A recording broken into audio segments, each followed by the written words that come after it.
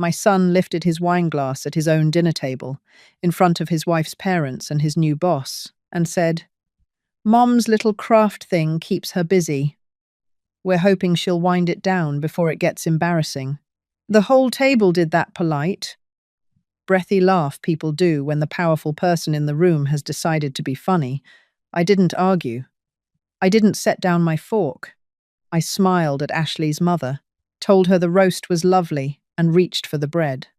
40 seconds later, my phone rang on the table between us, the screen face up where everyone could read it, and the name on it was the one person in this state whose call could turn that whole laughing room to stone. I let it ring twice. Then I picked it up, and I said, "Hello, Priya," and I watched my son's face begin, very slowly, to understand that he had just mocked the most valuable thing our family owned in front of every person he'd been trying to impress. By the time I set the phone back down, the laughing had stopped, and my son Trevor was the quietest man in the room. Here's what my little craft thing actually was, and what happened when the family finally found out what it was worth. Welcome back to her calm revenge, where the work they call a cute little hobby is usually the only thing in the room that will outlast them all. Stay with me to the end. Drop a comment, tell me where you're listening from, and be sure to subscribe. My name is Faye Carter. I'm 66 years old, and for 31 years I have made things with my hands. Quilts, mostly. Heirloom quilts, hand-stitched, the kind that take a season to finish and a lifetime to wear out. Embroidered linens. Hand-loomed throws in colours. I mix myself from the wool up. I started at my own kitchen table the winter. My daughter was small, sewing to keep my hands busy, and a little money coming in. And somewhere across 3 decades, that kitchen table grew into a workshop, and the workshop grew into a business, and the business grew into something that, well, I'll get to what it grew into. That's rather the whole point of the story. I know fabric the way some people know music. I can tell you what a thing is worth by how it's made, by the tightness of a seam and the honesty of a corner. And I learned a long time ago that the worth of a handmade thing has very little to do with whether the people looking at it know how to see it. Most people don't. They look at a quilt and see a blanket. They look at a woman my age with a needle and see a sweet old hobbyist filling her empty hours. My son looked at me for 34 years and saw exactly that. A mother with a cute little pastime, harmless, a touch embarrassing, something to be managed gently and eventually retired. I let him think it. I'll tell you why, because it matters for everything that comes after. I learned a long time ago that being underestimated is its own kind of quiet power. People say things in front of a woman they've decided is harmless, that they would never say if they thought she was someone.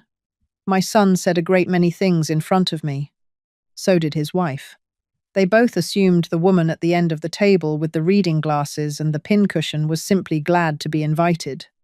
I was listening to every word, and I was writing some of them down. Let me tell you about Hal first, because none of this makes sense without Hal.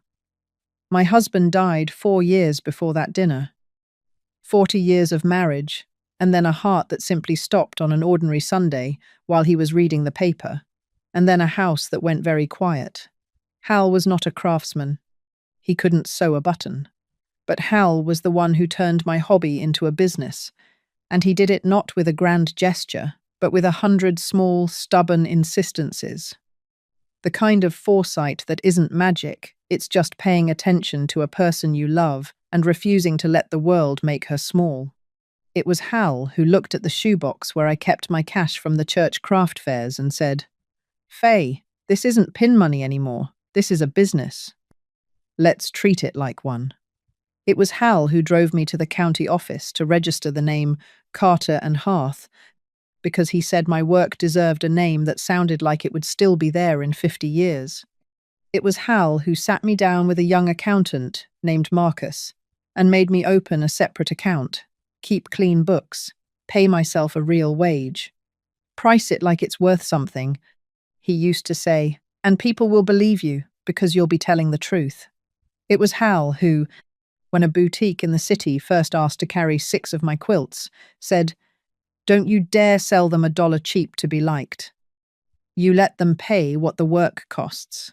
And it was Hal, 2 years before he died, who insisted over my protests that it was silly, that I was just a woman with a sewing machine, that we trademark the Carter and Hearth name and pattern marks properly with a lawyer, so that the thing I'd built carried my name and no one could ever lift it out from under me.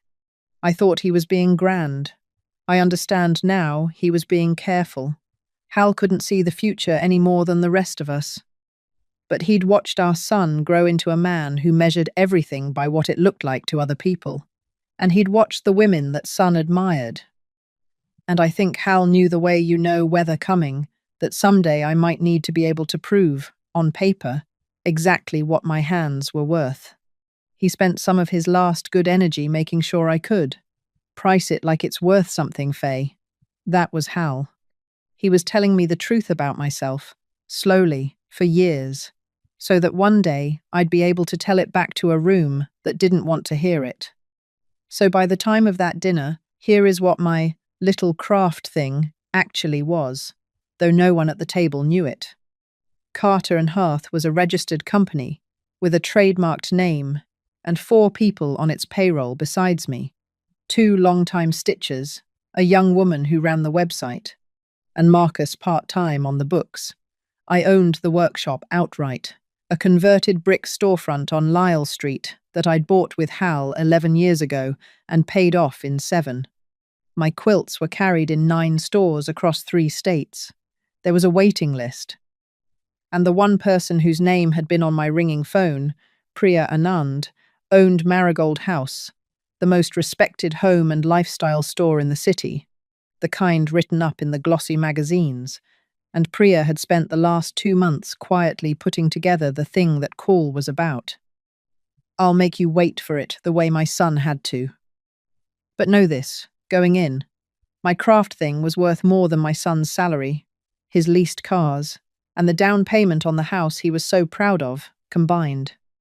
He just couldn't see it, because it came in the shape of a woman with a thimble, and he'd been taught his whole life that worth comes in the shape of a logo. I need to be fair to Trevor, because the part of this that aches isn't the cruelty, it's that I raised it.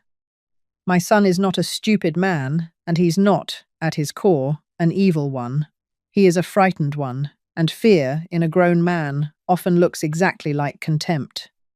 Trevor spent his childhood watching me work, and somewhere in his 20s, he decided that the work embarrassed him, that a mother who sewed for a living was a mother he had to explain. He married Ashley, whose family measures everything in the way her mother measures it, by the label and the address and the right sort of friends, and Trevor wanted so badly to belong to that world that he began, a little at a time, to treat the woman who'd raised him as a liability to be smoothed over. I don't think he set out to be cruel. I think he set out to be accepted, and I was the price he'd quietly agreed to pay. And Ashley, I don't want to make her a cartoon, because the truth is sadder than a cartoon. Ashley grew up being taught that the worst thing a person can be is common, and that a woman's value is the impression she makes. She looked at my workshop, the way you'd look at a thrift store you'd wandered into by accident, with a polite, faint distaste. She wasn't outright unkind to me. She just looked through me, the way you look through the help, and she'd been very gently working on Trevor for years, I think, on the subject of his embarrassing mother and her embarrassing little business, until the contempt that came out of his mouth at that table was as much hers as his.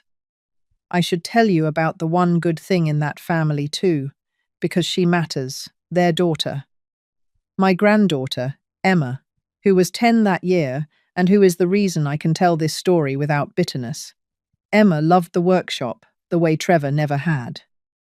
She'd come on Saturdays and sit at the little table I kept for her and learn running stitch with her tongue poking out the corner of her mouth. Exactly the way her grandfather used to concentrate. She called the workshop the magic place. She was the only person in that family who had ever once asked me how a quilt was made instead of how much it sold for. Remember, Emma. She's where this whole story was always going, though I didn't fully know it yet myself.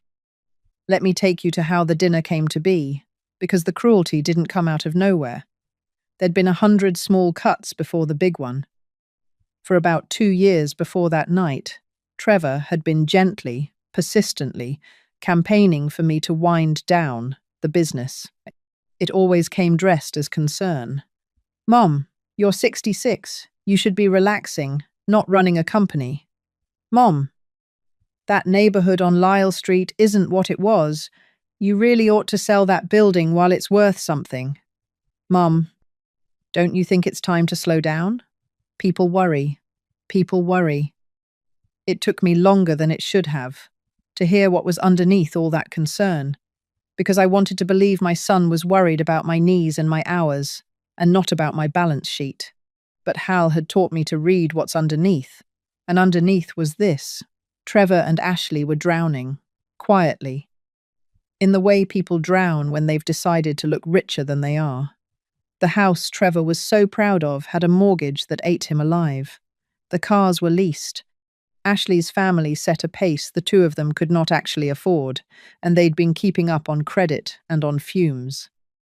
And Trevor had looked around, the way frightened people do, for the nearest thing big enough to keep him afloat, and what he'd found was his widowed mother, who owned a paid-off building on Lyle Street and a house free and clear, and a fat, foolish little hobby. He was sure he could talk her into liquidating. He wanted me to sell the workshop. That was the real campaign.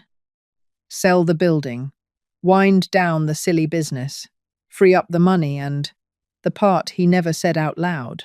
But I came to understand. Let some of that money flow his way. Because what's a mother's money for if not to rescue her son from the consequences of pretending to be rich? He'd already, I learned later, told Ashley's parents that I was in the process of retiring from my little craft venture because a mother with an embarrassing storefront didn't fit the picture, but a mother quietly being managed towards selling off her assets that he could live with. The dinner was Ashley's idea, which should have been my first clue, because Ashley does not invite me to things. It was billed as a celebration.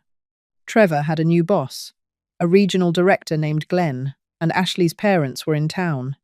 And somebody decided it would be lovely to have everyone together, and somebody decided, for reasons I should have questioned, that I should be there too. I think now I was invited as a kind of test to be displayed, gently, as a problem that was being handled. The old hobbyist mother, almost retired, nothing to see here. They had no idea what was about to ring on the table between the bread and the roast. I drove over with a hostess gift, a hand-embroidered set of napkins I'd made myself, the linen ones, with the small wheat pattern in the corner. I want you to hold on to that detail, because it's the saddest part of the night for me. I arrived happy. I brought my work into that house with both hands and a full heart, glad to give it, the way I always am. I had no idea I was walking into a room that had already decided my life's work was a punchline. Ashley's mother, Diane, took the napkins, held them by one corner, the way you'd hold something to check it for stains, said, "Oh, how quaint," and set them on a side table. And I watched her decide they would never touch her table. I let it go. I'd learned to let those go. Glenn, the new boss, was pleasant enough, a big, hearty man who shook my hand too hard. Ashley's father talked about his golf club.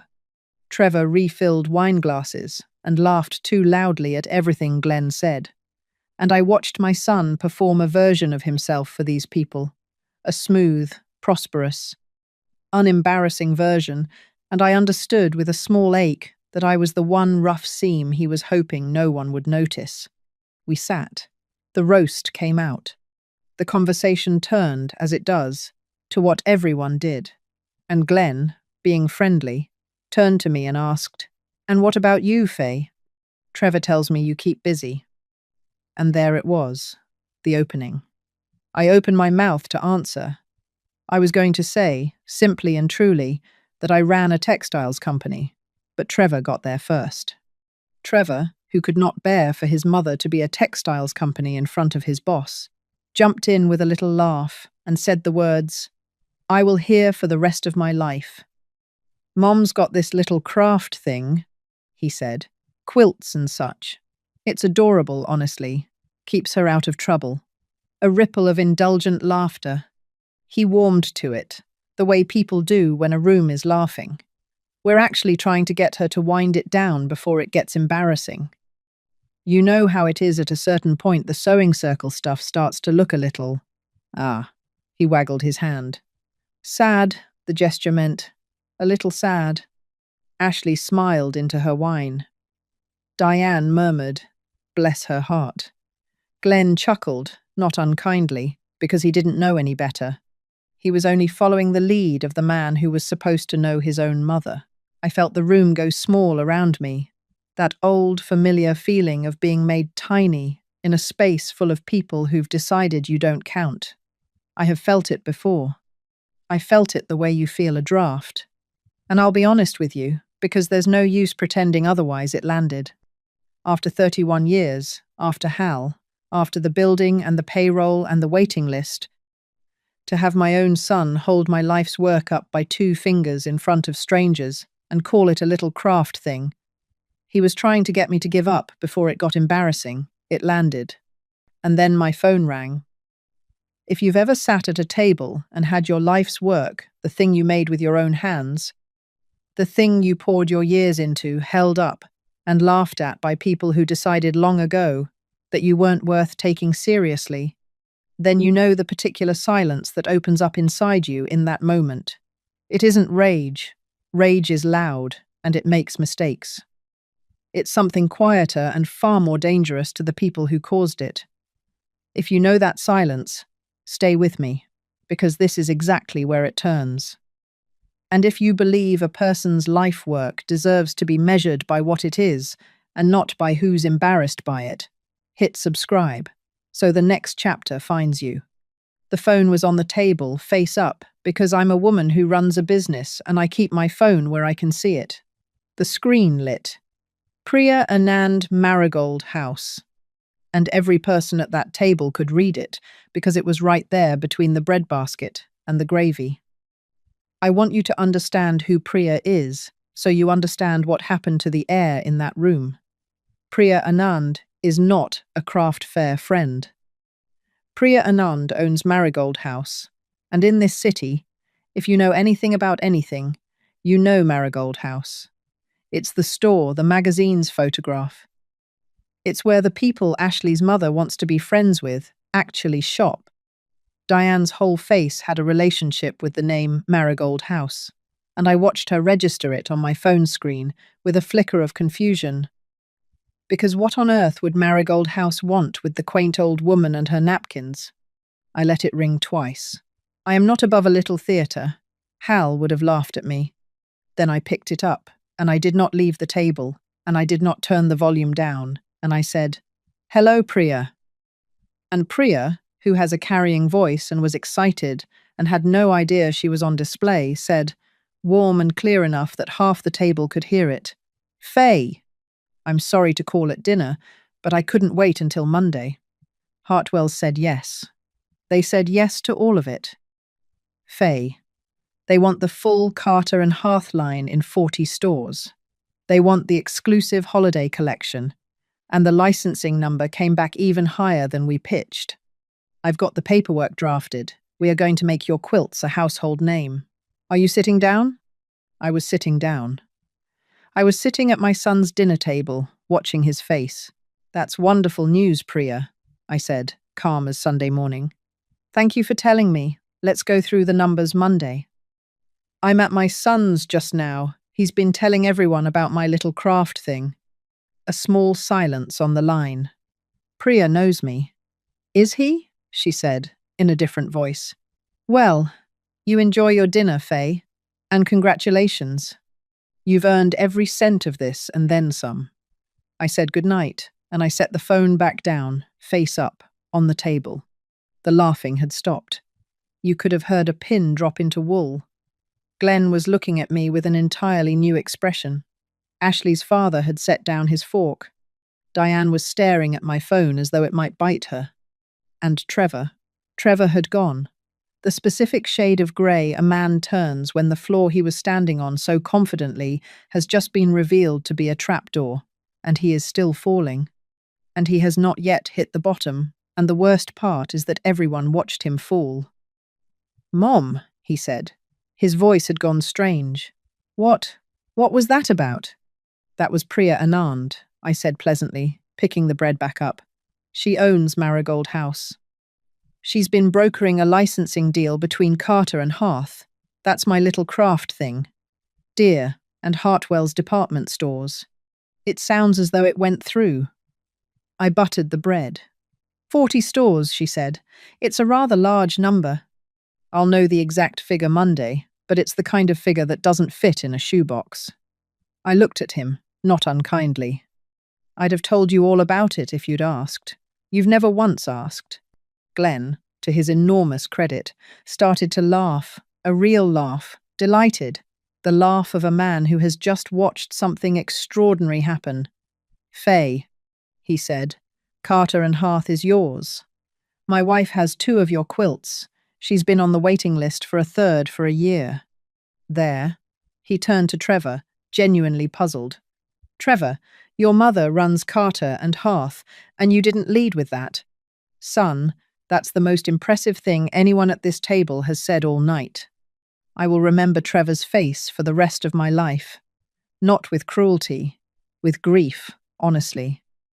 Because that was the moment my son understood that he had spent years being ashamed of the one thing in his family that anyone in that room actually admired. And he'd announced his shame out loud to his boss at his own table 30 seconds before the truth walked in and sat down. He didn't say anything. There wasn't anything to say. The dinner limped on for another half hour, the conversation carefully steered by Glenn toward my quilts, toward the deal, toward me and every kind. Curious question Glenn asked was another small stone laid on the grave of Trevor's evening. Ashley said, almost nothing. Diane asked, in a careful new voice, whether the napkins were from the actual collection, and I said yes, they were, and she quietly moved them off the side table and into her handbag, and I let her, and I said nothing. And the saying nothing was its own small justice. I went home that night, and I did not gloat, and I did not cry. I made myself a cup of tea, and I sat at my kitchen table, the same table where Carter and Hearth was born 31 years ago, and I took out the small notebook I keep in my work bag, the one Hal gave me, and I wrote a single line in it. I'd started doing that years ago, writing one true line on the nights that needed marking. I wrote, "A thing made by hand carries the maker's name, whether she brags about it or not." Then I closed the notebook, and I drank my tea, and underneath the hurt, something had gone very calm and very certain. The way the surface of water goes still, and you can suddenly see all the way to the bottom. Because the call hadn't just embarrassed my son, the call had clarified everything. For 2 years, I'd let myself half believe Trevor's campaign to wind down the business was clumsy love. I knew better now. A man who is ashamed of a thing does not get to inherit it. A man who calls your life's work embarrassing in front of his boss does not get handed the keys to it when you're gone. And the deal. Priya had just closed. The deal that was about to make Carter and Hearth worth more than I'd ever dreamed. Meant I had a great many decisions to make very soon, about where all of it would go. I'd been putting those decisions off, the way you do, telling myself there was time, telling myself my son would come around. He wasn't going to come around. He'd just told a table full of strangers exactly who he was. So somewhere over that cup of tea, I stopped being a mother, hoping her son would grow up, and I started being a businesswoman, deciding what to do with a company. Hal would have understood the difference. He'd spent years getting me ready for exactly this, though neither of us ever said so. The next morning, I called 3 people. Not Trevor, I called Priya to tell her yes and to set the meeting. I called Marcus, my accountant, and asked him to pull together the full valuation. The building, the company, the value of the licensing deal, all of it, on one clean page. And I called a woman named Ruth Okafor, an estate attorney Hal and I had used years ago. And I told her I needed to come in and put my affairs in order properly, because everything had changed, and I needed it locked down in a way that no amount of gentle concern at a dinner table could ever bend. Before I tell you what I did in Ruth's office, you should understand what was happening on the other side of town, because Trevor did not stay quiet for long. Quiet men rarely do once the shock wears off and the math sets in. The calls started 2 days later. Not apologies. I want to be precise about that, because it matters for everything I decided. Trevor did not call to say he was sorry he'd humiliated me. Trevor called to manage the asset. "Mom," he said, in a bright, careful voice I knew too well. I had no idea things had gotten so big with the business. That's amazing, truly. Listen, we should really sit down and talk about, planning, estate stuff, making sure everything's set up smart, tax-wise. Ashley's dad knows a great wealth guy, we could all, and there it was. Not how could I have hurt you, Mom, not I'm so ashamed. Just, now that the embarrassing little hobby turns out to be worth something, let's make sure it flows to the right people. Me. Let's make sure it flows to me. I'd watched this happen once before, years ago, to a friend of mine whose son discovered the value of her house at roughly the speed of light the moment her health declined. The concern arrives precisely calibrated to the size of the asset. Trevor had called my business embarrassing on Friday and called it amazing on Sunday, and the only thing that had changed in between was the number. I told him we'd talk soon. I had no intention of talking soon. I had a deal to sign and an estate to lock first, because I'd learned from Hal that you put the paperwork in order before you have the conversation, not after. You don't announce your decision and then go build the wall. You build the wall, quietly, and then you tell people where the door is. Ruth Okafor is 70 and does not suffer fools. I sat in her office with Marcus's one clean page in front of me, and I'll tell you the number on it now, because you've waited as patiently as I had to. Between the paid-off building on Lyle Street, the company itself, the inventory and the trademark, and the licensing deal Priya had just closed with Hartwell's, Carter and Hearth and its assets were worth a little over $2 million. $2 million, built one stitch at a time, by a woman her son was trying to talk into quitting before it got embarrassing. Ruth read the page, read the situation. I told her about the dinner, about the Wind It Down campaign, about the Sunday phone call where amazing replaced embarrassing, and she set down her pen. "So," she said, "your son spent 2 years trying to get you to liquidate an asset he thought was worthless, to bail himself out of debt he hasn't told you about. And now that he knows it's worth $2 million, he'd like to help you plan your estate." She almost smiled. "Let's make sure your estate plans itself, then, without his help." And we did. I'll tell you exactly what I built, because the building of it is the heart of this. First, the company. Carter and Hearth was my life's work, and I was not going to let it die with me, or, worse, be sold off for parts by a son who thought it was embarrassing. So I restructured it. The 2 women who'd stitched beside me for years, Lorraine and Patty, were given a real ownership stake. They'd built this with me, and they would carry it forward.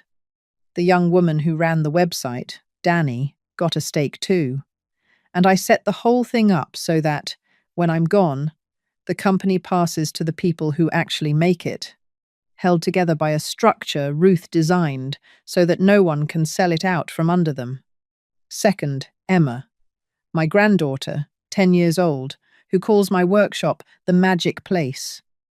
The bulk of the value, the building, the proceeds from the licensing deal as they come in, went into a trust for Emma, not for Trevor, not for Ashley.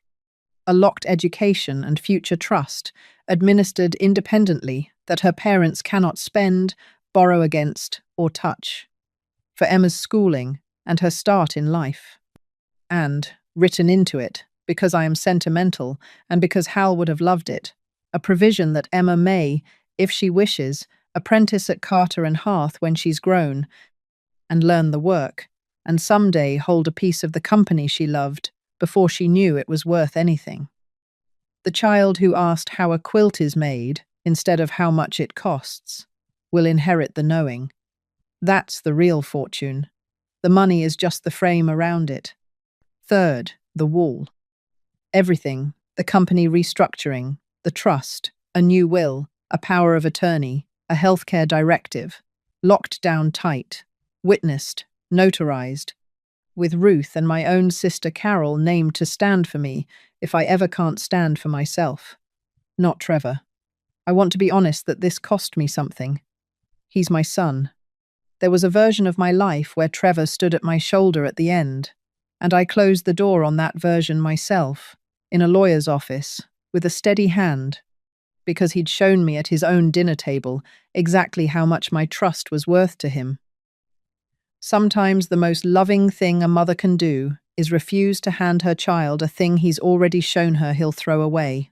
It took about 3 weeks to build, partly because the Hartwell's deal was closing at the same time, and I was, for the first time in my life, a woman signing a contract worth more than her house.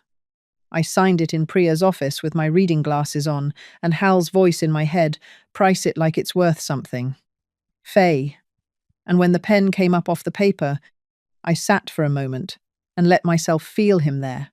The man who'd spent years quietly insisting I was worth more than I believed. Finally, undeniably proven right. Then, and only then, when the wall was built and the door was where I wanted it, I called my son and invited him and Ashley to dinner. At my house this time, my table, the one where all of it began. I'll tell you why I did it that way, with everyone in a room, instead of letting the lawyers handle it cold. Because Trevor had mocked me in public, in front of an audience, and I'd decided the truth deserved an audience too, not a cruel one, a small, honest one. I invited my sister Carol, who'd loved me through all of it. I invited Priya, because she was family now, in the way that people who see your worth become family. And I invited Trevor and Ashley, and I made a roast, because some weapons are kindness. They came wary. Trevor had been calling all week about planning, and I think he believed this dinner was where I'd finally let him steer me toward Ashley's father's wealth guy. Ashley wore the careful, polished look of a woman who'd decided to be very gracious about her mother-in-law's sudden good fortune. We ate first, I insisted. You don't do the hard thing on an empty stomach. And I wanted no one able to say afterward they'd been ambushed. Then I cleared the plates, and I sat back down, and I set a folder on the table, and I rested my hand flat on it. Trevor, I said, a few weeks ago, at your table, you held up my work in front of your boss and called it a little craft thing you were trying to get me to wind down before it got embarrassing. And then Priya called. I let that sit. I'd like to show you tonight what you were actually mocking. Because I don't think you've ever once looked at it, and I think it's time you did. I opened the folder, and I laid the pages out one at a time, slow and deliberate, the way a banker counts out a fortune, which is exactly what I was doing. This is the company, I said, setting down the first page. Carter and Hearth. 31 years. 4 employees besides me. 9 stores in 3 states. A trademark your father insisted we file because he believed in my work even when I wasn't sure I did. I set down the next page.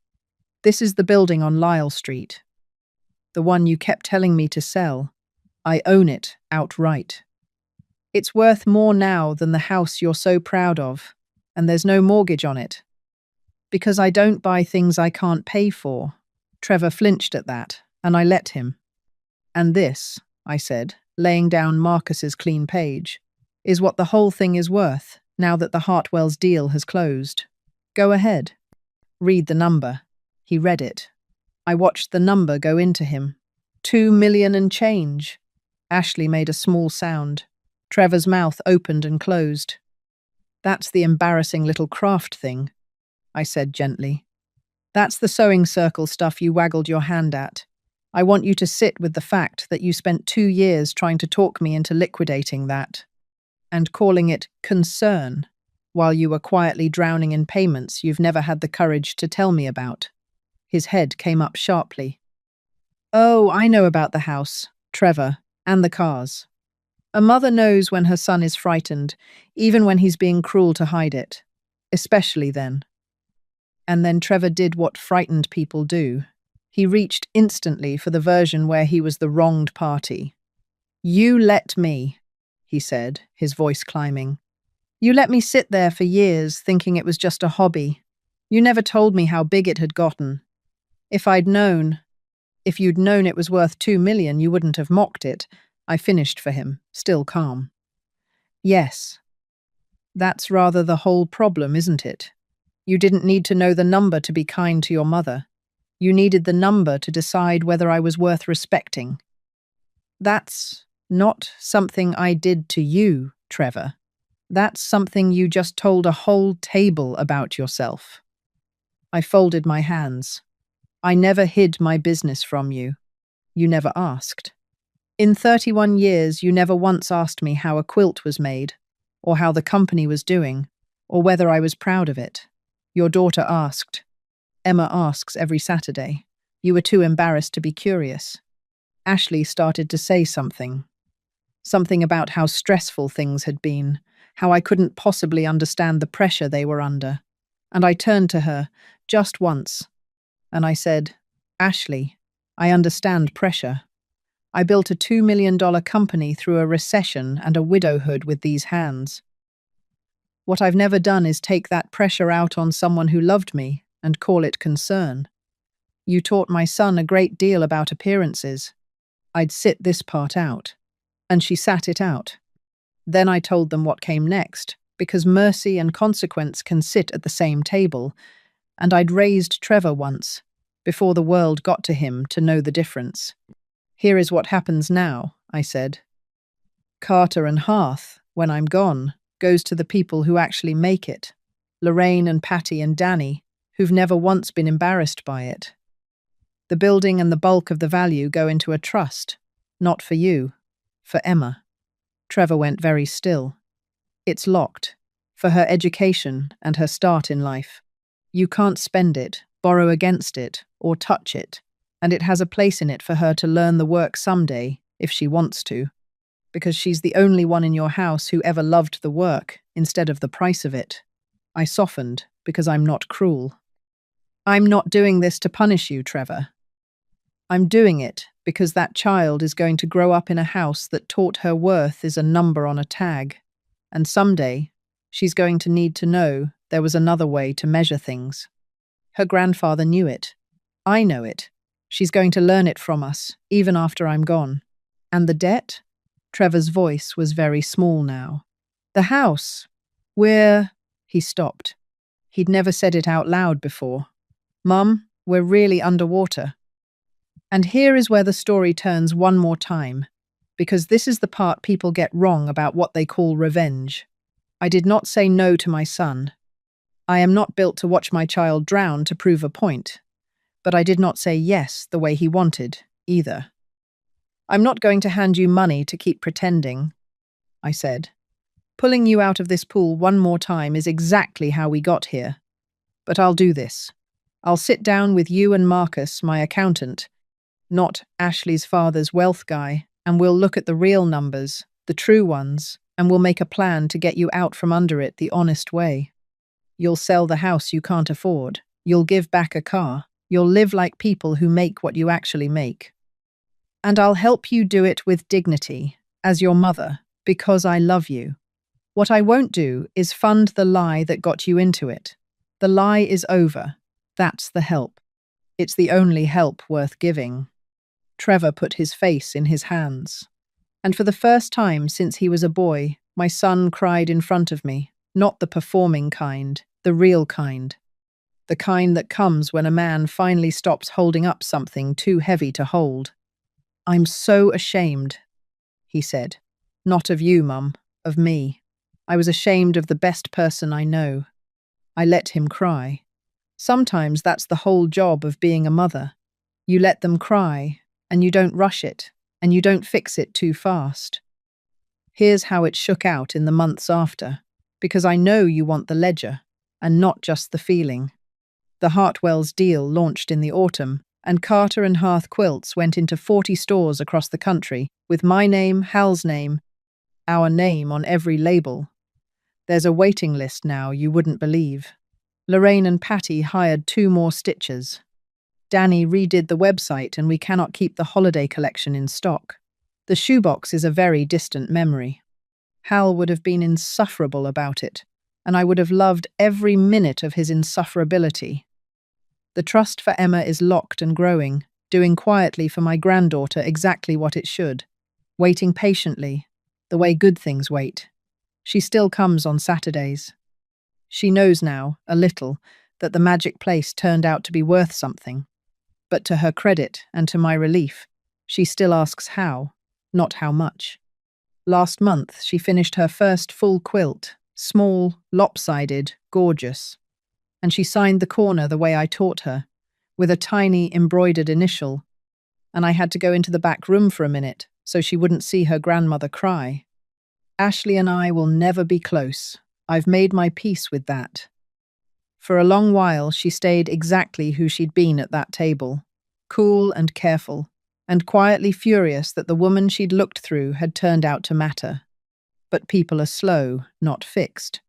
A few months ago, she asked me stiffly, like the words cost her, if I'd teach her to make something for Emma's birthday. We made a small, embroidered pillow together. She wasn't good at it. She didn't throw it away. It's a start. Trevor is the one who changed the most. Shame did to him what 40 years of comfort never could. He sold the house. He gave back the leased car. He and Ashley moved into something they can actually afford. And the strangest thing happened. Trevor told me he sleeps better now than he has in years. We meet with Marcus monthly. He's climbing out of the debt the honest way, slow and real. And a few weeks ago he came by the workshop on a Saturday, which he had not done since he was a boy, and he sat at Emma's little table, and he asked me finally, at 34, to show him how a quilt is made. I showed him. His hands are clumsy at it, like his father's were. We sat there a long time, the 3 of us, Emma and Trevor and me, stitching badly and well, and I thought, there it is, the inheritance, not the 2 million. This. People ask me sometimes whether I was too hard on him, locking the trust, refusing the money, making him sell the house. Couldn't I have just forgiven him and helped? I did forgive him. Forgiveness and consequence are not opposites. They sat at my table at the very same time. Forgiving my son didn't mean handing him the keys to a thing he'd shown me he didn't value. It meant loving him enough to make him face the truth, and then standing beside him while he did. The cruelty at that dinner wasn't the worst thing he ever did. The worst thing was all the years of quiet shame that led up to it. But the dinner was the one I couldn't unsee, and thank God for it, because it's what finally made him look. If there's one thing I'd hand you from all of this, it's this.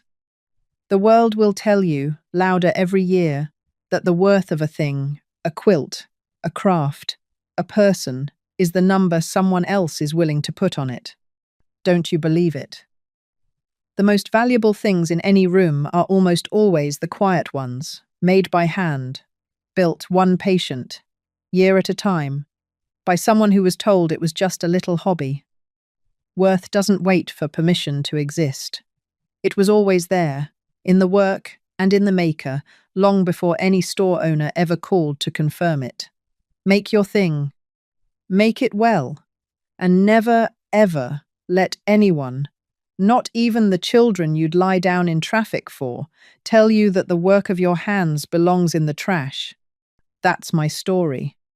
One dinner, one phone call, one folder laid out on a table, and a craft they called embarrassing that turned out to be worth more than all their appearances combined. Sometimes dignity does not arrive with shouting. Sometimes it just answers the phone at the dinner table and lets the truth introduce itself. If it reminded you of something you make with your own hands, something they told you was just a hobby, I hope you'll go make a little more of it this week. Drop a comment, tell me where you're listening from, hit subscribe, and I'll see you next time.